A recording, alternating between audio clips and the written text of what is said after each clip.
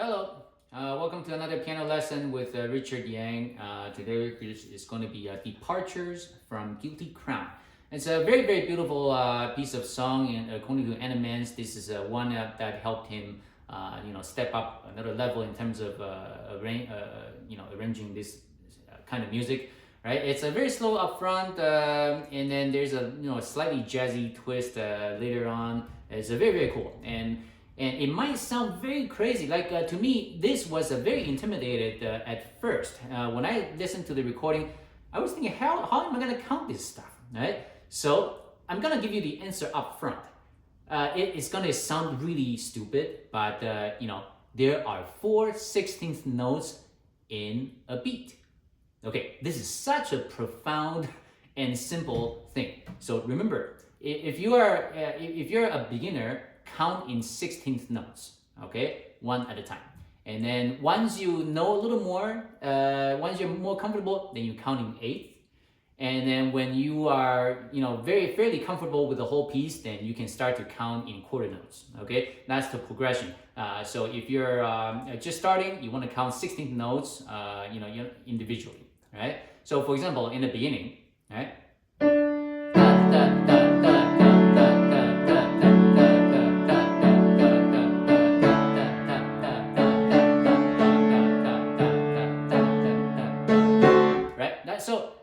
So remember, there are 4/16 notes in a quarter note. That is the magic, okay? It's very trivial, but it's gonna make a lot more sense later on. So I'm gonna play through the first section slowly. I'm not gonna even talk about the small things. It's so simple, okay?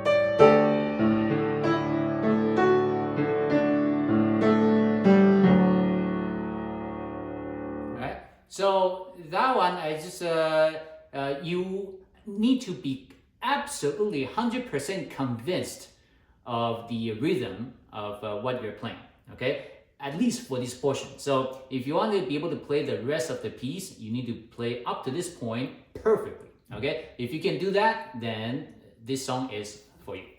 Okay. So I'm gonna go through just right before measure 17. I'm gonna do that again.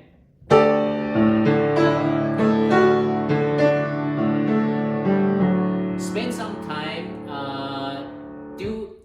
consider this a homework, right? So look at this measure and break it down into 16th notes at a time and see if you can count this, right? So you want to draw that line down. So do some work, figure it out, and then you'll be okay. So 1, 2, 3, 4. Right? So you need to. So from the Animenz recording, he started off measure 17th a little later than I expected. So if you were to count, so he probably took some retard the measure before. In my recording, I didn't. It's just to make it sound more in line with the rest of the rhythm. Okay.